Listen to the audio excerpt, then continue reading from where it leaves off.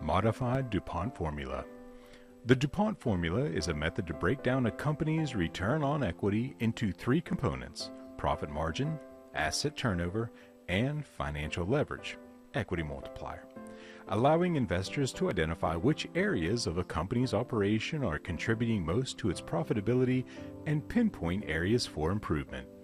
A good goal with the DuPont formula is to achieve a high return on equity by optimizing each of these components, considering industry benchmarks when comparing companies. Key points about the DuPont formula: what it measures. The DuPont formula essentially measures how efficiently a company generates profit from sales, the profit margin, how well it utilizes its assets to generate sales, the asset turnover, and how much leverage it uses to amplify returns, the equity multiplier. The formula is return on equity equals profit margin times asset turnover times equity multiplier. How to use it. Analyzing each component. By calculating each component separately, investors can see which area is contributing most to the company's return on equity. Compare to industry peers.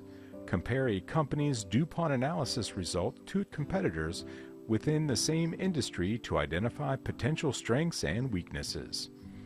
Examples: company XYZ Corporation, net income $100 million, sales $1 billion, total assets $800 million, shareholders' equity $500 million.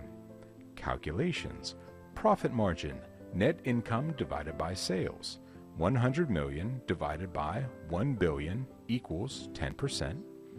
Asset turnover, sales divided by total assets equals 1 billion divided by 800 million equals 1.25. Equity multiplier, total assets divided by shareholders' equity equals 800 million divided by 500 million, or 1.6. Return on equity, profit margin times asset turnover times equity multiplier equals 10% times 1.25 times 1.6 equals 20%. Interpretation: this example shows that XYZ Corporation has a 20% return on equity, which is considered a good return.